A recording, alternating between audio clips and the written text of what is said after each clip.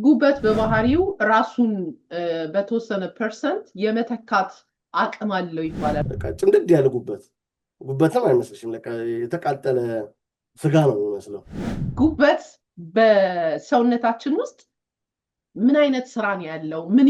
ምን ያህል በጣም ኢምፖርታንት ነው ከሚለው ብንጀምር፣ ለምሳሌ አልኮል ስትጠጪ ቀጥታ ወደ ሊቨር አይደለም የሚሄደው፣ ደምሽ ውስጥ ገብቶ ከደምሽ ውስጥ ወደ በጉበት በኩል ነው ሲጣራ። የመዳን እድሉ ምን ያህል ነው? ኪውር አለው ወይ? ህክምናውስ ምን ይመስላል? አንድ የኛ ተመልካቾቻችን ፋቲ ሊቨር አለባቸው ሲባሉ ሐኪሞቻቸውን ቻሌንጅ እንዲያደርጓቸው እንፈልጋለን። ካላቱ አንዳንድ የሰውነት አካላችንን አተን በጤና የመኖር እድላችን የተረጋገጠ የሚሆንበት እድል ሰፊ ነው። ይሄ በሽታ አንዴ ካለብሽ ኖርማል ዶክተር አይደለም መከታተል ያለበት፣ ምንም ካላረግሽው ማለት ነው። ይሄ ምንም ሳታረጊው፣ ለምሳሌ ዛሬ እኔ ጉበት በሽታ ላይ ፋቲ ሊቨር አለ ተብዬ ሐኪሜን ማልሰማ ከሆነ ዝም ብዬ ስብ መጠጣ ከሆነ ዝም ብዬ አልኮል እየጠጣው።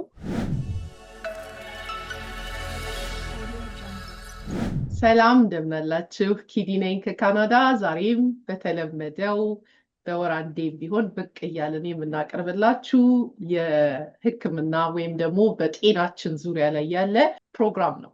እስከ መጨረሻ አብራችሁ እንድትቆዩ ጋበዝኩኝ። ለብዙዎቻችሁ እጅግ በጣም አዌርነስን እየፈጠረ ራሳችን የምንጠይቅበት ሁኔታ እየፈጠረ እንደሆነ በውስጥም ይሁን በኮመንት እየተረዳን ነው። ለዛም ለዶክተር ሌተራን ጨምሮ ምስጋና ማቅረብ ፈልጋለሁ። እናንተም እስከ መጨረሻ አብራችሁ እንድትቆዩ ጋበዝኩኝ። ዶክተር እንኳን ደህና መጣ። ከብዙ መቼም በተመልካቾቼ ስም እጅግ በጣም አድርጌ ማመስገን እፈልጋለሁኝ። የቤተሰብ የስራ እዚህ ሁሉ ጫና ላይ በማይመች ቦታ ላይ ሁሉ ሆነ ፕሮግራም እንድንሰራ ጥረት ስለምታደርግ ላመሰግን እፈልጋለሁ። እንኳን ደህና መጣ። ስላየው ደስ ብሎኛል። እንኳን እንዳጠበቅሽ። እንግዲህ እንደምን ነሽ? ሰላም ነሽ? በጣም ነው የማመሰግነው። በድጋሚ እንደ ሁልጊዜው ማህበረሰባችንን ማወቅ አለብን። የተዘናጋንባቸው ነገር ናቸው። ህይወትን ኮስት እያደረገን ነው። በትንሽ ግንዛቤ ማጣት ብለን የምናስበውን ነገር ከአንተ ጋር ተወያይተን ወደ ተመልካች በማቅረብ ላይ እንገኛለን። ዛሬም እጅግ በጣም ጠቃሚ ነው ብለህ ያመንክበትን ፕሮግራም ይዘን መተናል። ወደዛ ከመግባታችን በፊት ግን ምናልባት እንደ ሁልጊዜው የምታቀርበው ዲስክሌመር እና ራስህን በማስተዋወቅ ብንጀምርስ? ስሜ ዶክተር ለቴራ ተርፋሳ ይባላል። ያለሁት እዚህ በአሜሪካ የአንደኛ ዓመት የፋሚሊ ሜዲሲን ሬዚደንሲ ተማሪ ነኝ። ኢትዮጵያም ለብዙ ዓመታት በሕክምናው አገልግዬ አሁን ወደ አሜሪካ በመምጣት ትምህርቴን በመቀጠል እንደገና ዓለም አቀፍ ህብረተሰብን ለማገልገል እየሰራ ያለው ሰው ነኝ። ሁሌም እንደምንለው እዚህ ጣቢያ ላይ እዚህ ፕሮግራም ላይ የምናወራው ነገር ህብረተሰባችን ለእውቀት እንዲያገኝበት ነው እንጂ የኛ ምክር ሙሉ በሙሉ ወስዶ እንዲተገብረውም አይደለም። ቢኮዝ ሁሌም እንደምንለው አንድ ሰው ከሌላ ሰው በብዙ ነገር ይለያል። ጀስት እውቀቱ ኖሮት ሄዶ ሐኪሙን እንዲያማክር ወይ ፐርሰናል ዶክተሩን እንዲያማክር ከሚለው አንጻር ነው እንጂ የእኛን ሙሉ በሙሉ ምክር በመውሰድ አይ ሐኪም አያስፈልገኝም የኪዲ ሾው እና የዶክተር ምክር ስለሰማው ይበቃኛል ማለት ዋጋ ያስከፍላል። ስለዚህ ሁሌ እንደምንለው ይሄን ኢንፎርሜሽን ወስደው ፕራይመሪ ዶክተራቸውን ወይም የሚከታተሉትን ሐኪም እንዲጠይቁ ተመልካቾቻችንም ይህንን እንደሚያደርጉ ምንም ጥርጥር የለንም። ይህንን ፎር ኤጁኬሽናል ፐርፐዝ ነው የምናቀርበው። ይህንን ተመልክታችሁ ምናልባት ይሄ ነገር ቼክ ማድረግ ይኖርብኝ ይሆን ብላችሁ ዶክተራችሁ ጋራ ማየት ያለባችሁ ነገር ካለ በሚል ነው እና የምናቀርበው። ብዙዎችም እኔንም ጨምሮ ብዙዎቻችን እየተጠቀምንበት ነው። ያንንም ለማበረታታት ሳትረሱ ይሄን ፕሮግራም ላይክ አድርጉት፣ ሰብስክራይብ አድርጉት። ደግሞ ሌላም ተከታታይ ጠቃሚ ዝግጅቶችን እንዳያመልጣችሁ ሰብስክራይብ በማድረግ ቤተሰብ ሁኑ ለማለት ፈልጋለሁ። ምናልባት ይጠቅማቸዋል ላላችኋቸው ሰዎችና በፌስቡካችሁም ሼር እንድታደርጉት ለማስታወስም እወዳለሁ። እንደ ሁልጊዜው እንግዲህ ዛሬም ይዘን የመጣ ነው በማህበረሰባችን ውስጥ እንዳልኩት ምናልባት በማወቅም በመዘናጋትም ይሁን ባለማወቅ ወይም ደግሞ ሲፕተም ስለማይኖረው አንዳንድ ህመሞች ህይወትን ኮስት የሚያደርጉ የምንወዳቸውን የምናጣባቸውን ሁኔታ ለመቀነስ ወይም አዌርነስ ለመፍጠር ግንዛቤን ለማስጨበጥ ነው እና ዛሬ ደግሞ ይዘን የመጣ ነው በብዛት በማህበረሰባችን ውስጥ አንድ ሰው በጉበት ህመም ህይወቱ አለፈ ሲባል በጣም ለመፍረድ ቀላል ነው። በቀላሉ ጠጪ ነበር ማለት ነው፣ በጣም መጠጥ ያበዛ ነበር ማለትን የተለመደ ነው በማህበረሰባችን ሁላችንም የምናውቀው ነው። ነገር ግን አንድ ከጊዜ በኋላ እየተረዳ ነው እያወቅ ነው ግንዛቤ እያገኘን የመጣንበት በጉበት ህመም የሰው ልጅ ህይወቱ እንዲያልፍ ግዴታ ጠጪ መሆን እንደሌለበት እና ነን አልኮሆሊክ የሚባል የጉበት ህመም እንዳለ ነው የተገነዘብኩት። ዛሬም በዛ ላይ ነው ቆይታችንን የምናደርገው እና ከዚህ ብንጀምርስ በመጀመሪያ ጉበት በሰውነታችን ውስጥ ምን አይነት ስራ ነው ያለው? ምን ያህል በጣም ኢምፖርታንት ነው ከሚለው ብንጀምርስ? ጥሩ። ጉበት ወይም ሊቨር የምንለው በጣም ቫይታል ወይም በጣም ወሳኝ፣ ሰው ያለ ጉበት መኖር አይችልም። ኩላሊትም የምታያቸው አሉ። አይምሮ፣ ሰው ያለ አይምሮ መኖር አይችልም። ያለ ልብ መኖር እንደማይችል ሁሉ ያለ ጉበት ሰው መኖር አይችልም። ጉበት የምትገኘው ሁል ጊዜ እዚህ ራይት አፐር ኳድራንት ወይም እዚህ በቀኝ በኩል እዚህ ላይኛው አካባቢ ላይ ነው የምትገኘው፣ ከሳምባችን በታች። ዋናው ስራው ምንድነው? ደምን ማጣራት ነው። ቆሻሻውን ደም በዛው ሲያልፍ በማጣራት ቆሻሻ እንዲወገድ ገላ ውስጥ የሚያደርግ ነው። በተለይ አሞኒያ የምንለው ከብዙ ሜታቦሊዝም ወይም ከብዙ የገላችን ስራ የሚፈጠሩ ቶክሲኮች አሞኒያ የሚባለውን በማጣራት በጣም የታወቀ ነው። ከዛ ውጭ ደግሞ ጥቅሞቹ የጉበት ደም በማጣራት ብለናል። ሌላ ደግሞ ባይል በመፍጠር ለምግብ በደንብ እንዲዋሃድ ከገላሽ ጋር ባይል በመፍጠር፣ ባይል ደግሞ እንዳልኩሽ የስቦችን በማቃጠል ወደ ገላሽ በደንብ እንዲሳብ የሚጠቅም ነገር ነው እና እሱን በማምረት የታወቀ ነው። መድኃኒት ስንውጥ በጉበት በኩል ነው ሜታቦላይዝድ ሆኖ ወደ ገላችን የሚሰራጨው። ስለዚህ መድኃኒት ስንወስድ በጣም ወሳኝ ነገር ነው። በዛ በኩል ነው የሚያልፈው። ደም በዛው ስለሚያልፍ በብዙ ጊዜ በደም ውስጥ ያሉ ነገሮች ሊያጠቁት ይችላሉ። ለምሳሌ አልኮል ስትጠጪ ቀጥታ ወደ ሊቨር አይደለም የሚሄደው፣ ደምሽ ውስጥ ገብቶ ከደምሽ ውስጥ በጉበት በኩል ነው ሲጣራ አልኮሉ ጉበቱን ዳሜጅ ያደርጓል። ሄፓታይተስ ቫይረስ ደምሽ ውስጥ ነው መጀመሪያ የሚገባው፣ በጉበት በኩል ስለሚያልፍ ጉበትን ያጠቃል። እንደውም ሞር ሄፓታይተስ ጉበትን ብቻ ነው በጣም የሚያጠቃው። ሄፓቶትሮፊክ ወይም ጉበትን የሚያጠቃ ቫይረስ ብቻ ነው ሄፓታይተስ። አልኮሆል ብለሻል። አውቶሚዩን የምንላቸው ነገሮች አሉ። ገላሽ ራሱን ሲያጠቃ አንዳንዴ ገላሽ ራስሽ ጉበትሽን ያጠቀዋል። እዚህ አውቶሚዩን ሊቨር ዲዚዝ ወይም ገላሽ ራሱን ሲያጠቃ ጉበትሽ ዳሜጅ ሊሆን ይችላል። ቫይረስ ብለናል፣ አልኮሆል ብለናል። ዛሬ ደግሞ የምናወራው ፋቲ ሊቨር ወይም ስብ ሲጠራቀምበት ጉበትን የማድከም ሁኔታ ይኖራል። ከሞላ ጎደል መድኃኒት፣ በተለይ ሁለት አይነት መድኃኒት ለምሳሌ በኛ ህብረተሰብ ኢትዮጵያ ስሰራ ብዙ ጊዜ ሊቨርን ዳሜጅ የሚያደርገው የቲቪ መድኃኒት ነው። የቲቪ መድኃኒት ሰው ሲወስድ እንዳልኩሽ መድኃኒት የሚጣራው በጉበት በኩል ስለሆነ የቲቪ መድኃኒቶች እኔ ኢትዮጵያ ያለው በደንብ ያጠቁ ነበር። የኤች አይቪ መድኃኒቶችም ጠንካራ ስለሆኑ ሄዶ ዳሜጅ ሊቨርን ያደርጋሉ። አሁን እዚህ ሀገር ደግሞ የካንሰር መድኃኒቶች የካንሰር ሁሉም ይህም እንደሚያመለክተች ሁሉም ነገር የሚጣራው በጉበት በኩል ነው እና ጉበት ስራ አብዛኛው ስራ ደምን ማጣራት ነው። ጉበታችን ምን ያህል ለሰውነታችን ወይም ለእኛ ኤግዚስተንስ በህይወት ለመኖር እጅግ በጣም ወሳኝ ከሚባሉት ኦርጋኖች ውስጥ የሰው ልጅ ይህንን ስንናገር እጁን አካላቶ እግሩን አካላቶ አንዳንድ የሰውነት አካላችንን አተን በጤና የመኖር እድላችን የተረጋገጠ የሚሆንበት እድል ሰፊ ነው። ነገር ግን እነዚህን ኦርጋኖች አተን በህይወት መኖር የማንችላቸው ከምንባለው ውስጥ ከሆነ ይህንን የሰውነት አካል ደግሞ አውቀን መጠንቀቅ ምን ሊያጠቃው እንደሚችል መጠንቀቅ ወሳኝነት እንዳለው ነው የምገነዘበው። በዛ ከተስማማን ዛሬ ላይ የምናተኩረው ይህንን ነገር እንደውም ትኩረትም እንድንሰጠው በማህበረሰብ ውስጥ ያደረገው በቅርብ ያጣ ነው ነፍሱን ይማረውና አርቲስት ነፃነት ወርቅነህ ያው ቀጥታ ከቤተሰቦቹ የወጣ ነገርም ባይኖር ግን ከዚህም ከዛም ስንሰማው የነበረው በፋቲ ሊቨር ተጠቅቶ እንደነበረ እና የህይወቱ ማለፍ መንስኤ እንደነበረ ሲነገር ሰምተናል። ይሄም ሆነ ያንን አንደርድረን ግንዛቤ መፍጠር መቻሉም ትልቅ ነገር ነው ብዬ ስላመንኩኝ ነው ስሙንም ያነሳሁት እና ለቤተሰቦቹ መጽናናት እየተመኘን ፋቲ ሊቨር ስንል በራሱ ምን ማለት? ፋቲ ሊቨር ማለት የኖርማል የጉበትሽ ቅርጽ በስብ ሲሞላ ኖርማሊ ኖርማል ለምሳሌ ህፃናትን ምስል ወይም ኖርማል ጤኛ የምንለውን ሰው ጉበት ወስደሽ በማይክሮስኮፕ ብታዩ ስብ የለው። ግን እነዚህ ፋቲ ሊቨር የምታያቸው ሰዎች ግን ወስደሽ ባዮፕሲ ወይም ጉበቱን ወስደሽ በማይክሮስኮፕ ብታዩ ስብ ሞልቶታል አርክቴክቸሩ እና ኖርማል ስራውን እንዳይሰራ እያደረገ ነው። ስብ ሲሞላው ጉበቱን ይጨመድደዋል፣ መሻ ላይ ከጥቅም ውጭ ያደርገዋል ስቡ ሲጠራቀም። ኖርማል ሰው ላይ ግን ስታይ ስብ አርኪቴክቸሩ ላይ ስብ አይኖርም።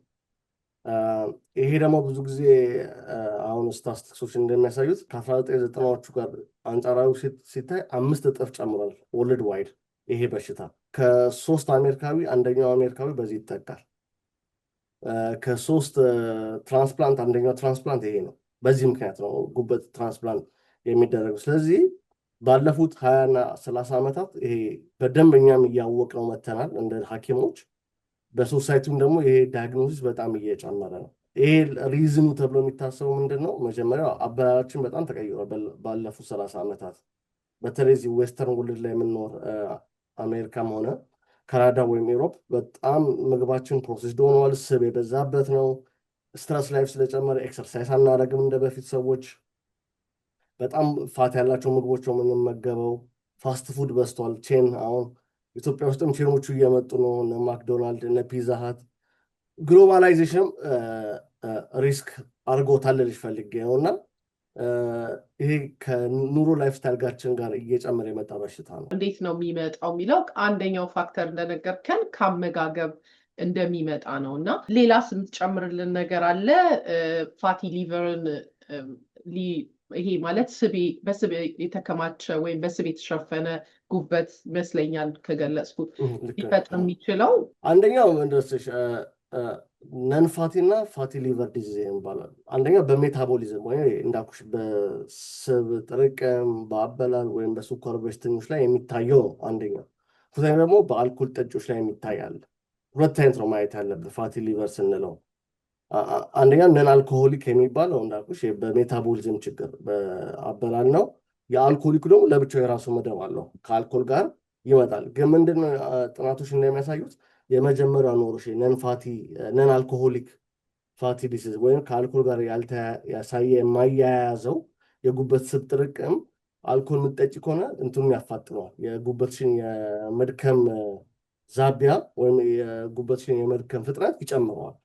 ስለዚህ ብዙ ጊዜ ይሄ ያለበት ሰው እንዳይጠጣ ነው። አልኮል የማይጠጡ በዚህ ነን አልኮሆሊክ በሆነው የጉበት ህመም በሚጠቁ ሰዎች አሁን ሜንሽን ያረከው ነገር አለ። ከጊዜ ብዛት እየበዛ የመጣበት ሁኔታ አለ በጥናትም እንደሚያሳየው።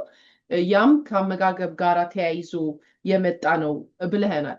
እንደዚህ አይነት ህመም መጀመሪያ ሲሰማ ምልክቶች አሉት ወይ? ካሉትስ ምንድን ነው? ለምን ብዙ ጊዜ ሲነገር አክሲደንትሊ ሄደህ የምታገኘው አይነት ነው ሲባል ነው። እና ምን ያህል እውነት ነው? እስቲ ስለሱ ንገረን። በጣም ትክክል ነው። በጣም በሽታው ካልተሰራጨ ብዙ ጊዜ ምልክት አይሰጥም። ለምሳሌ ብዙ ጊዜ ፋቲ ሊቨር የምናገኘው ለሐሞት ጠጠር የሚደረጉ አልትራሳውንዶች ላይ ነው። አንድ ሰው ይመጣና ጉበቴን ያመኛል እዚህ ጋር ስበላ ምናምን ስትይ ይህ ሐሞት ጠጠር ሊሆን ይችላል ብለሽ አልትራሳውንድ ታዣለሽ። አልትራሳውንድ ስታዢ በአክሲደንት ፋቲ ሊቨር ታገኛለሽ። ለምን? ምልክት አይሰጥሽም። እነዚህ ብዙ ጊዜ ክሮኒክ የምንላቸው በሽታዎች ምልክት አይሰጥም፣ አኪዩት የሆኑ ናቸው። አሁን ያለፈው ጊዜም ራሱ ትዝ የሚልሽ ያለፈው ጊዜ የሰራ ነው ስለ ደም ግፊት፣ እንደዚሁ ምልክት አይሰጥም፣ መጨረሻ ላይ ነው የምታውቂው። እና ፋቲ ሊቨርም 80% የሆኑ ሰዎች ምልክት አልትራሳውንድ ለሐሞት ጠጠር ስንሰራ ነው የምናገኘው እንጂ ምልክት ሰጥቶ አይደለም። 20%ዎቹ ዳሜጁ በጣም ሲበዛ ነው ምልክት አይናቸው ቢጫ መሆን ይጀምራል። የጉበት በሽታ እንደምታውቂው ክብደት ትቀንሻለሽ፣ የምግብ ፍላጎት ክብደት ሲቀንስ የዛን ጊዜ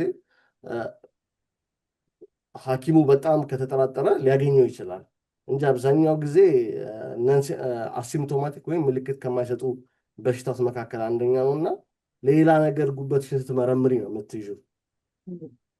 ስለዚህ ይህንን ህመም እንግዲህ ለህይወት አደጋ ከሆነ የምትመክሩት ባለሙያዎች በየአመቱ ቼክአፕ አንደኛው ለዚህ ነው ማለት እንችላለን። ቼክአፕ ስታርጊ ግዴታ ይሄን ወዲያው ላታገኘው ትችላለች፣ ግን ደግሞ ክሉ ይሰጥሻል። ለምሳሌ ቢኤምአይ የአንድ ሰው ቢኤምአይ ከ27 በላይ ከሆነ ትጠራጠሪያለሽ። ስኳር ካለበት ይሄን ነገር ሐኪምሽ ስኳር ካለብሽ ይሄን ነገር ሐኪምሽ ከጀርባ ሊኖር ይችላል ብሎ ቼክ ሊያደርግ ይችላል። በጣም ውፍረት ከጨመርሽ ባለፉት ዓመታት፣ አልኮሆል ምጠጪ ከሆነ፣ ደም ግፊት ካለብሽ፣ በቤተሰብ ውስጥ የኮሌስትሮል ችግር ካለ ይሄ ነገር ከኋላ ይሄ በሽታ ሊኖር ይችላል ብሎ ሐኪሙ ሞር ሊያጣራ ይችላል በየአመቱ ቼክአፕ ስታደርጊ ማለት ነው። አለዛ እንዳልኩሽ ምልክት አይሰጥም። ግን ሃይ ዲግሪ ኦፍ ሰስፒሽን ወይም ደግሞ ዶክተሩ በጣም መጠራጠር አለበት። እነዚህ ያልኩሽን ቢኤምአይ ከፍተኛ ከሆነ፣ ስኳር ካለብሽ፣ ደም ግፊት ካለብሽ፣ ክብደት በጣም መጨመር ከሆነ፣ ፊዚካል ኢንአክቲቪቲ ከሆነ እነዚህ ነገሮች ክሉ ይሰጡሻል። ለሐኪሙም ክሉ ይሰጧል። የነገር ከኋላ የፋቲ ሊቨር ሊኖር ስለሚችል በደንብ እናጣራው ብሎ ቼክ ሊያደርግ ይችላል። ስለዚህ አሁን ይሄንን ህመምስ የመዳን እድሉ ምን ያህል ነው? ኪውር አለው ወይ? ህክምናውስ ምን ይመስላል? ጥሩ ጥያቄ ነው። አንድ ይሄ ነገር ዳያግኖስ ከተደረገ በኋላ ሪቨርሰል ነው፣ መመለስ ይችላል። ግን ከሐኪም ጋር ነው መስራት ያለብሽ። ለብቻሽ መስራት አትችልም። ህክምና ካልተደረገ ጥናቶች የሚያሳዩት ምንድን ነው? እዚህ ተመልካቾቻችን ላይ እናሳያቸዋለን። ደረጃዎች አሉ። የጉበት ፌለር 6 ደረጃዎች አሉ እናሳያቸዋለን። እና አንድ ሰው ህክምና ካላገኘ ከአንደኛው የጉበት ህመም ደረጃ ወደ ሌላኛው ጉበት ደረጃ በስብ ጥርቅም 14 ዓመት ይፈልጋል ለመሻገር። ስለዚህ 14 ዓመት ጋፕ ይሰጥሻል ምንም ካላረግሽው ማለት ነው። ይሄ ምንም ሳታረጊው ለምሳሌ ዛሬ እኔ ጉበት በሽታ ላይ ፋቲ ሊቨር አለ ተብዬ ሐኪሜን ማልሰማ ከሆነ ዝም ብዬ ስብ መጠጣ ከሆነ ዝም ብዬ አልኮል እየጠጣው 14 ዓመት ይሰጠኛል ከአንዱ ደረጃ ወደ አንዱ ደረጃ። 20%ዎቹ ሰዎች ግን 14 ዓመት አይሰጣቸውም። በአንድ ዓመት ውስጥ ሊቀየር ይችላል። የፐርሰንት ጨዋታ ነው። 80% ሰዎች ግን 14 ዓመት ገደብ ይሰጣቸዋል ከአንዱ የሊቨር ችግር ወደ ሌላው ሊቨር ችግር እንዲተላለፍ ማለት ነው። 20%ዎቹ አይ ቲንክ ነፃነትም እዚህ ውስጥ ሊገባ ይችላል። 20% ወዲያው ነገሮች ወዲያው ነው እየተባባሰው የመጡት እና እዚህ 20% ውስጥ ሊኖር ይችላል ብዬ ነው የማስበው። እና ይህን 14 ዓመት እድሜ አይሰጥሽም። ከሐኪሞች ጋር ስትሰሪ ብዙ አይነት አፕሮቾች አሉ። አንደኛው ምንድነው አበላልሽ እንድታስታኪ መጀመሪያ ቻሌንጅ ያደርግሻል። ፊዚካል ኤክሰርሳይዝ እንድታደርጊ ሁሌ እንደምንለው አትሊስት በቀን 30 ደቂቃ ኤክሰርሳይዝ ለሳምንት 4 ቀን አስፈላጊ ነው። አበላላቸው ሞር ቬጂቴብል ያላቸው፣ ፍሩት ያላቸው፣ ጨው ያልበዛበት፣ ስብ ያልበዛበት አበላል እንመክራለን። ሁለተኛ ጋር ደግሞ ምንድን ነው ይሄ በሽታ አንዴ ካለብሽ ኖርማል ዶክተር አይደለም መከታተል ያለበት፣ የጉበትና የሆድ ዕቃ ሐኪም ጋስትሮ ኢንተሮሎጂስት ናቸው መከታተል ያለበት እንጂ ኖርማል በየአመቱ የምታየው ሐኪም ይሄ እንዲህ ላይ አያደርግም። ነገሮች ተላቀዋል። አሁን አዳዲስ ኢቨን ፕራይመሪ ዶክተሮች ማያውቋቸው የተለያዩ አይነት መሳሪያዎች መጥተዋል ይሄን ነገር ቼክ የሚያደርጉበት። ስለዚህ አንድ ሰው የጉበት ችግር በተለይ ፋቲ ሊቨር አለበት ከተባለ ህክምናው በየአመቱ የሚያየው የራሱ ፕራይመሪ ዶክተር አለ። ከዛ በተጓዳኝ ግን የሆድ ዕቃና የጉበት ሐኪም ማየት አለበት። እነሱ ናቸው እዚህ ላይ በደንብ የተካኑት። ያለፈው ጊዜ አዳዲስ መድኃኒቶች መጥተዋል። እነ ኦዜምፒክ አሁን ላስት ታይም ያወራናቸው መጀመሪያ ጊዜ ዜባውንድ ወይም ትሬዘበዳይት ለዚህ አሁን ሐኪሞች እየተጠቀምን ነው ለጉበት በሽታ። ቢኮዝ ምንድነው ክብደት ይቀንሳሉ። ክብደት ሲቀንሱ ስብ ጥርቅምሽ ይቀንሳል። ስብ ጥርቅምሽ ሲቀንስ ጉበትሽ ላይ ያለው ክብደት ይቀንሳል። ስለዚህ እነ ኦዜምፒክ እነ ዜባውንድ እነዚህ ትሬዘበዳይት የምንላቸው እነዚህ አዳዲስ የመጡ የክብደት መቀነሻ መድኃኒቶች ለነዚህ እንጠቀምበታለን። በተጓዳኝ ቫይታሚን ኢም በጣም አሪፍ ነው። ቫይታሚን ኢ እናዛለን ለዚህ በተጠቀሰው ለፋቲ ሊቨር። ይህ ሁሉ አድርገን ግን በሽታው እየባሰ የሚመጣ ከሆነ ግን መጨረሻው አማራጭ ምንድነው? ጉበቱን አወጥቶ በሌላ ጉበት መተካት ነው። ሊቨር ትራንስፕላንት የመጨረሻው የህክምናው ጥግ ማለት ነው። ግን እንዳልኩሽ ይሄን ዌት ሊስቲንጉ ላይ ለመሆን በሙሉ የተመከሩ መድኃኒቶች አልሰራ ያሉ በሙሉ ቼክ የሚያደርግልሽ ኖርማል ዶክተር ሳይሆን የሆድ ዕቃና የጉበት ሐኪሞች ናቸው። ስለዚህ ሁሌ አንድ የእኛ ተመልካቾቻችን ፋቲ ሊቨር አለባቸው ሲባሉ ሐኪሞቻቸውን ቻሌንጅ እንዲያደርጓቸው እንፈልጋለን። ይሄ ነገር ሪፈር ታደርጉኛላችሁ ወይ የጉበት ስፔሻሊስት ወይም የሆድ ዕቃና የጉበት ስፔሻሊስት የሚባሉት ጋር ሪፈር አድርጉኝ ብለው ሊጠይቁ ይገባል። ጉበት በባህሪው ራሱን በተወሰነ ፐርሰንት የመተካት አቅም አለው ይባላል። ስለሱ እስቲ ንገረን። ከመቀየሩ እውነት ነው ሌቭሉ ነው እንዳልኩሽ። አሁን ይሄ አሁን ሊቨር ትራንስፕላንት የሚያስፈልጋቸው ሲሮሲስ ወይም የመጨረሻ ደረጃ ጭምድድ ያለ ጉበትም አይመስልሽም፣ የተቃጠለ ስጋ ነው የሚመስለው። እዛ ደረጃ ላይ ከሆነ ራሱን ሪጀነሬት አያደርግም። ግን ለምሳሌ አንድ ዳሜጅ ደርሶበት ያን ዳሜጅ ከነሳሽለት ለምሳሌ አልኮሊክ ሊቨር ዲዚዝ ለምሳሌ ኤግዛምፕል ስንወስድ አልኮሊክ ሊቨር ዲዚዝ አንድ ሰው ኖሮበት ሐኪሙ አልኮልህን አቁም ካለው ከ8 ወር በኋላ ወደ ቀድሞ የጉበት ከ8 ወር እስከ 1 ዓመት ባሉ ደረጃ ባሉ ወራቶች ወደ ቀድሞ የሊቨር ሁኔታ የመመለስ ባህሪ ያለው። ስለዚህ ራሳቸውን ሪጀነሬት ያደርጋል። ግን አሁንም እንዳልኩሽ ደረጃው ይወስናል። ደረጃውን ደግሞ የሚነግርሽ ማን ነው? የጉበት ሐኪም ነው እንጂ ፕራይመሪ ኬር ሐኪምሽ አይደለም። ለምን አዳዲስ እንትኖች መጥተዋል። ኢሜጂንግ ኢላስቶግራፊ የሚባሉ ምን ያህል ጉበትሽ እንደተጨማደደ የሚናገሩ አዳዲስ ምርመራዎች መጥተዋል። እነዚህን ደግሞ በደንብ የሚያውቋቸው የጉበት ሐኪሞች ናቸው። እና ሁሌ እኛም ተመልካቾቻችን ፋቲ ሊቨር ካለባቸው ሐኪሞቻቸውን ሪፈር እንዲጠይቁ እንጠይቃለን። አንዳንድ ጊዜ በዚህ አደገ በሚባለው ሀገር በእኛም ሀገር ሚስ ዲያግኖስ መደረግ በጣም የተለመደ ነው።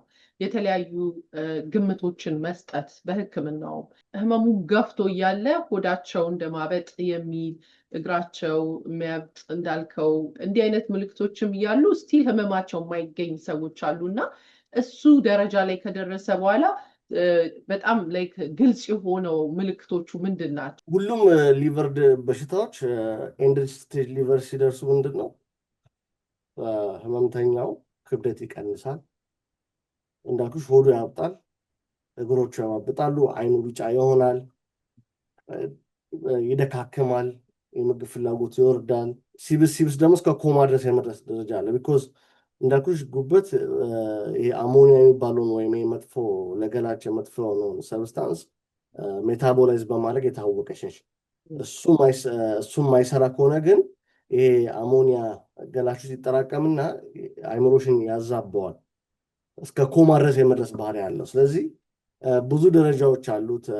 ሰውየው ወንድ ከሆነ እዚህ ጋር ጡት ያወጣል፣ የዘር ፍሬው በጣም ይቀንሳል። እነዚህ ጉበትሽም ለሆርሞን ሜታቦሊዝም በጣም ወሳኝ ስለሆነች ማለት ነው። ስለዚህ አብዛኛው ግን እንዳልሻቸው እግር ማበጥ፣ ሆድ ማበጥ፣ አይን ቢጫ መሆን፣ ክብደት መቀነስ፣ የምግብ ፍላጎት ማጣት፣ ሰውየው ይጠቁርብሻል። አሁን ነፃነት ራሱ በፊቱ ነፃነት አልነበረም ስናየው፣ ከተወሰነ ጊዜ በኋላ በጣም እየጠቆረ መጥቷል።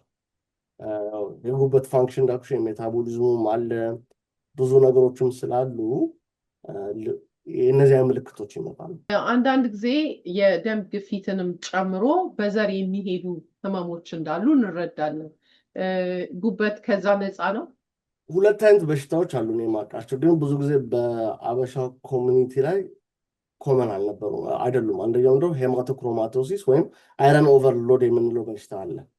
እሱ አሁን በዘር የመጠረፍ ጄኔቲካሊ የራሱ ሁኔታዎች ስላሉ በዘር ይተላለፋል። ሌላኛው ዊልሰንስ ዲዚዝ የምንለው አለ። እሱም የኮፐር ገላሽ ላይ የመጠራቀም ባህሪ። እነዚህ ሁለት ጊዜ ከጄኔቲክስ ጋር የተያያዙ እንትኖች አሏቸው፣ የተያያዙ ሁኔታዎች አሏቸው። የእኛ ሶሳይቲ ውስጥም የለም ማለት አልችልም፣ ግን እስከ 80 እስከ 90% እንዳልኩሽ እነዚህ አልኮሆል በመጠጣት ስብ በመጠራቀም እነዚህ ያሉ። አሁን በጣም ኢትዮጵያ ውስጥ ኮመን የሆነው ሄፓታይተስ ቫይረስ፣ ለእሷም ቫክሲን መጥቷል። ለሄፓታይተስ ቢ፣ ሄፓታይተስ ሲ፣ እነዚህ ናቸው ዓለም ላይ ብዙ የጉበት ችግር የሚያመጡት። ሬርሊ እንዳልኩሽ እነዚያ ሁለቱ ያልኩሽ በሽታዎችን አውቶኢሚዩን ዲዚዝ የምንላቸው አሉ። ድራግስ ወይም ደግሞ መድኃኒቶች እነዚህ ኬሞቴራፒ እንዴ ሳይረሳ እኛ ሀገር ደግሞ የባህል ሕክምና አሁን የባህል ሕክምና አብዛኛው ሰው ከኖርማል ሕክምና ባህል ሕክምና ነው የሚለው። እሱ ላይ መፍረድ አልችልም፣ ግን ውድም እየሆነ ስለመጣ ነው። ኖርማል ሕክምና ግን ባህላዊ ሕክምና ስትይዢ ዶዙ አይታወቅም። ዶዝ ስፔሲፊክ አይደለም። አሁን ለምሳሌ ሞደርን ሳይንስ ዶዝ ስፔሲፊክ ነው። ከዚህ እስከዚህ ዶዝ ይህን ስጥ፣ በዚህ ሪስፖንድ ከሌለው በዚህ ኃይል ጨምር፣ ወይም ደግሞ ጉበቱ እንደዚህ ታች ካረገው በዚህ ኃይል ቀንስ። ስታንዳርዳይዝድ ነው ለማልፈልግ ነው። ባህል ሕክምና ግን ስታንዳርዳይዝድ አይደለም። ሶሳይቲም የላቸውም። አሁን እኛ ሀገር የኢትዮጵያ የባህል ሕክምና ማህበር ሰምቼ አላውቅም። ማህበር ሲኖር መጽሐፍ ያወጣሉ። ማህበር ሲኖር ተጠያቂነትን ይመጣል። ግን እዛ ጋር ቅጠል በጣሽ ነው አበበ፣ እዚህ ጋር እንደዚህ ነው፣ እዚህ ጋር ይሄን ቅጠል ጠጣ ምናምን ዶስ ስለሌለው ጉበት ዳሜጅ ነው። ስለዚህ ይሄም እኛ ሶሳይቲ ላይ አለ። ግሞር ይሄ ኢትዮጵያ ላሉ ተመልካቾቻችን ናቸው። ግን እዚህ ዌስተርን ወርልድ አበላላችን አልኮሆል፣ ናቸው አብዛኛው የሊቨር ኢሹዎች የሚያጠቁ። ስለ ፋቲ ወይም ደግሞ በስብ የተሸፈነ ጉበትን ዛሬ በደንብ ገለጻ አድርገህልናል። ምን መጠንቀቅ እንዳለብን፣ ከየት እንደሚመጣ ምልክቶቹንም ጨምረ በተደጋጋሚ ስለ ጤንነታችን ስለ ደም ግፊት የምናንሳ ስለ ሌላም ህመም ስናንሳ አንድ ነገር የተመለከትኩት በህይወታችን ውስጥ በጣም ወሳኙ ነገር ወደ ሆዳችን የምናስገባው ነገር አብዛኛውን የጤናችን ሁኔታ እንደሚይዝና ኤክሰርሳይዝ እና እንቅልፍን ጨምሮ ነው። እስቲ ከመለያየታችን በፊት በተወሰነ መልኩ ስለሱ ንገረን። ማለት ምን ማድረግ አለብን? እኛ አሁን እዚህ በተለይ እንዳልከው በዌስተርኑ ዓለም የምንኖረው ኢትዮጵያንም ጨምሮ አክቹዋሊ አሁን ጊዜው የሩጫ ጊዜ ነው። ያገኘነውን በስነስርዓት ጊዜ ወስደን ምግብ አናበስልም። ያገኘነውን ነገር ከውጭ ግራብ እናደርጋለን። የእንቅልፍ ሰዓታችን አንሷል። ስፖርት መስራትን እንደ ሁኔታ እናየውም። በአብዛኛው በፊት ኢትዮጵያ ትምህርት ቤትም ስንሄድ ስራም ስንሄድ ከትራንስፖርቱ አንጻር በእግራችን እንሄዳለን። አሁን ከአጠገባችን ለመሄድ መኪና ነው ይዘን እንቀሳቀሰው እና ይሄ ሁሉ ነገር ምን አይነት ጫና ያመጣል? ምን አይነት መፍትሄ ብናደርግ በጤናችን ላይ ብለህ ትመክረናለህ? እንደው ከመለየታችን በፊት ትልቁ ነገር የማይንድ ሴት ሽፍት ነው። ማይንድ ሴትሽን ማስተካከል አለብሽ። አሁን ይህን አንቺ እዚህ ጋር በቀን 30 ደቂቃ ስፖርት ስሩ፣ አበላላችሁን አስተካክሉ ብለን ብናወራ ሰውየው ማይንድ ሴቱ ካልተቀየረ በዚህ ሰምቶ በዚህ እንደማፍሰስ ነው። ስለዚህ አንድ ሰው ጤናዬ ሄልዝ ኢዝ ዌልዝ ወይም ጤናዬ ሀብቴ ነው ብሎ ማመን አለበት። እሱን ካመነ ከጤና በላይ ለምን ስራ ዛሬ ይመጣል፣ ስራ ነገ ይሄዳል። ሰው ዛሬ ይመጣል፣ ሰው ነገ ይሄዳል። ጤና ግን አንዴ ካጣሹ ዳስር አትደራደሪበትም እና ነን ኔጎሺየብል ወይም ጤናዬ ላይ አልደራደርም ብሎ ማሰብ አለበት። ጤናዬ ላይ አልደራደርም ስትይ የዛን ጊዜ ጓደኛሽ ላይ ሶሻል ሚዲያ ከማውራት አይ ጂም ሊሂድ ወይም አበበ ከበደ ጥሪ ያለብኝ ጥሪውን አርፍጄ 40 ደቂቃ 50 ደቂቃ ደርሳለሁ፣ ቅድሚያ ቤት ኩክ ላድርግ ለሚቀጥሉ ሳምንታት ብለሽ ታስቢያለሽ። ማታ ኔትፍሊክስ ወይም ዋትኤቨር ማታ የምትቆይበት ሪዝን ካለ አይ በጊዜ ተንቺ ጠዋት ስፖርት እሰራለሁ ትያለሽ። ለምን? ቅድሚያ ሰተሽዋል። አሳሰብሽ ላይ ማይንድ ሴትሽ ላይ ጤናዬ ይበልጣል ብለሻል። አይ ጤናዬ አይበልጥም ብለሽ ማይንድ ሴትሽን ካላስተካከልሽ አሁን እና አንቺ እዚህ ጋር የምናወራው ዛሬ ሰምቶ ነገ ያፈሱታል። ስለዚህ ጤና ይበልጣል። ስለዚህ ጤና ቅድሚያ ማይንድ ሺፍት ካደረግን፣ ሁለተኛ ሰልፍ ኢንቬንቶሪ ወይም ደግሞ ራስን ቁጭ ብሎ መገምገም ያስፈልጋል። ስትገመግሚ አበላሌ እንዴት ነው? የአካል እንቅስቃሴ እንዴት ነው? እንቅልፍ እንዳልሽ በጣም ወሳኝ ነው። እንቅልፌ እንዴት ነው? ሙዴ እንዴት ነው? ሙድሽን ቼክ ማድረግ እና ሰልፍ ኢቫሉዌሽን ማድረግ አለባቸው።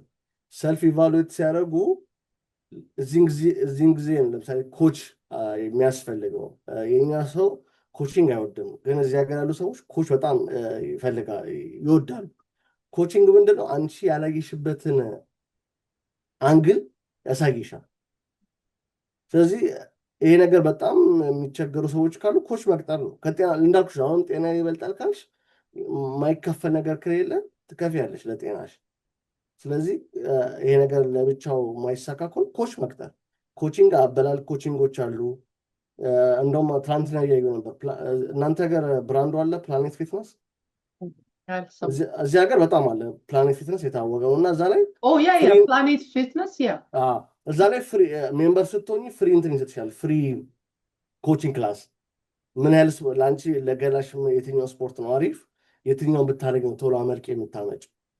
ስለዚህ ኮቺንጎች በጣም በአበሻ ኮሚቴውን ብዙ ኮቾች አሉ፣ ማናገር ይችላል። ስለ አበላል አለ፣ ስለ አካል እንቅስቃሴ አለ። አሁን ለምሳሌ ስለ ፋይናንስ ኮቾች አማካሪ እንዳለን ሁሉ እንደማለት ነው። ፋይናንስ ላይ አማካሪ ትቀጥሪያለሽ ወይም ደግሞ ታክስሽን የሚሰራልሽ ሰው እንዳለ ሁሉ ለጤናሽም ኮች ያስፈልግሻል። ስለዚህ ምለው ሁሌ መጀመሪያ ማይንድ ሴታችን መጀመሪያ ጤና ከምንም በላይ ይበልጣል ስንል እነዚህ ሀቢቶችን መጀመር እንችላለን። በጊዜ መተኛት፣ ኤክሰርሳይዝ ማድረግ፣ ቅዳሜና እሑድ የሳምንቱ ምግብ ሰርተን ፍሪጅ ውስጥ ማስቀመጥ። ጠዋት አትዋከድ ምን ይልዳትን ቅዳሜና እሑድ ቁጭ ብለሽ የሳምንቱን ስኬጁል ምግብ ከሰራሽ ደግሞ ምግብ ደስ የሚልሽ አንዴ ሰርተሽ ለብዙ ቀን ምትበይው ነው። ለምሳሌ ሩዝ ከቀቀልሽ 3-4 ቀን ትበያለሽ። ፊሽ አድርገሽ ወይም አሳ አድርገሽ ወይም ደግሞ ስጋ አድርገሽ ወይም ደግሞ ቬጅቴብል አድርገሽ ባላንስ የሆነ ዳይት ቅዳሜና እሑድ ሰርተሽ ሳምንቱን ሙሉ ማስቀመጥ ትችላለሽ።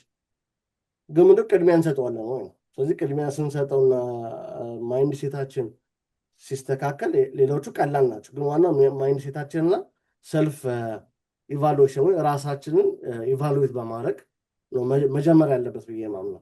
ውሃ መጠጣትም አንዱ ነገር ነው ብዬ አምናለሁ። ምናልባት ዘንግታ ነው ብዬ ነው ማምነው። አሁን ከነገርከን አንጻር በአንድ ቃል እኔ የተረዳሁት ዲሲፕሊን በጣም ለህይወታችን አስፈላጊ መሆኑን ነው። ስለዚህ አሁን ያልካቸው ነገሮች የሚጠቃለሉት እንዲያደርጋለው ምግብ ሰራለው ካለን we have to be ዲሲፕሊን እና በቃላችን መገኘት አለብን እና ጤናችንን በዚህ ሁኔታ እየጠበቅን እናንተም ደግሞ እንድናነሳው ምናልባት በማህበረሰባችን ውስጥ ከጊዜ በኋላ እየበዛ የመጣበት ሁኔታ ያለበት ሁኔታ ካለ አንዳንድ ጊዜ ደግሞ ለምሳሌ ኦቲስቲክን ባለፈው የመጀመሪያ ጊዜ ያነሳነው ነገር ነው። ግንዛቤው በመጣ ቁጥርም አንዳንዴ ቁጥሩ አነጋጋሪ ይሆናል። ከጊዜ በኋላ ጨምሮ ነው ወይስ ሰው ግንዛቤ አግኝቶ ነው ወይስ ዲያግኖሲስም ተሰጥቶ ነው የሚለውን እንዳነሳን የሚታወስ ነው እና አሁንም ይሄንን ድሮ በምን እንደ ህይወታቸው እንዳለፉ ሳናቅ ብዙ ሰዎችን አተናል። አሁን ግን ብዙ ህመሞች ስም እየተሰጣቸው ዲያግኖስ እየተደረጉም ስለሆኑ የበዙም አሉ። የመብዛታቸው ምክንያት አዌርነሱም እንደሆነ ባለሙያዎች ስትናገሩ እንሰማለን። ሁልጊዜ ጤናችን ያው ሁሌ ማስቀደም እንዳለብን ማንደራደርበት ሁኔታ መሆን እንዳለበት ነው የሚገባኝ። ጤና ሲኖር ነው ስራ የሚኖረው። ጤና ሲኖር ነው ቤተሰብ ታይምሽ የምታሳልፊው። ጤና ሲኖር ነው ህልምሽን የምታሳኪው እዚህ ምድር ላይ። ጤና ሲኖር ነው ቤተክርስቲያን የምታገለጊው። ጤና ከሌለ አይሆንም። እኛ ጋር ደግሞ አሁን እቺ ሲዝን ደግሞ ጾም ተፈታለች። በተለይ በክርስቲያኑ ዘንድ ከፋሲካ በኋላ ኦርቶዶክስ ከሆንን 50 ቀን የመብልና የመጠጥ ጊዜ ነው ቀጣይ ጾም እስከሚመጣ። ግን ዝም ብለን ደግሞ ያገኘነው እንዳንበላ አዌር እንሁን። እዚህ ሀገር የሚገርምሽ ከመጣው በኋላ ብዙ ክብደት ነው። እዚህ ሀገር መጥቶ ክብደት ቀነስኩ የሚል ሰው ሰምቼ አላውቅም። ቢኮዝ ሁሉም ነገር በጣም ፎርቲፋይድ ነው። በጣም ፋት አለው። ከወተቱ ጀምረሽ ከትናንሽ ነገሮች ሱፐርማርኬት ሄጂ ቾኮሌቱ በየቦታው ኤክሰስ ነው። አንድ ኤክሰስ በመሆኑ የመጣብን ችግር ነው። ኤክሰስ ስለሆነ ነው ነገሮች እየመጣ ያለው እና ስንጠጣም ቁርጥ ስንበላም ቢራ ይጨመርበታል። እሱ ነገሮች መጤን አለባቸው በእኛ ሶሳይቲ። አበላላችን እናስተካክል። ጥያቄ ደግሞ ካላቸው ሪች አውት ያደርጉ። ሞር እነግራቸዋለን ያለውን አዳዲስ ሪሰርቾችም አዳዲስ መድኃኒቶችም ያሉትን እናቀርባለን። በጣም አድርጌ ነው የማመሰግነው ዶክተር። ምናልባት በዚህም ቶፒክ ላይ ምናልባት ያልገባችሁ ግልጽ ያልሆነ ነገር ካለም ኮመንት ሴክሽን ላይ ያስቀምጡልን። ሌሎች ምናነሳው የሚያሳስባችሁ ነገርም ካለ ለማህበረሰቡ ምናልባት ይህንን ግንዛቤ ብንፈጥርበት የምትሉትን በኮመንት ሴክሽን እንዲሁም አሳውቁን። እንግዲህ አብራችሁን እስካሁኗ ደቂቃ ስለቆያችሁ ዛሬ አጠር ባለ ፕሮግራም እጅግ በጣም ጠቃሚ ነገሮችን እንዳነሳን አምናለሁኝ። ጤናችንን እንጠብቅ። ይሄ እንግዲህ ከዶክተሮቻችን የሚሰጥ ሙያዊ ግንዛቤ ነው እና እስከ መጨረሻ አብራችሁን ቆይታችሁ እዚህ ድረስ ስለዘለቃችሁ እያመሰገንኩኝ የዛሬ ፕሮግራማችንን በዚህ ላይ እናጠናቅቃለን። በሌላ ዝግጅት እስከምንገናኝ ቸር ቆዩት።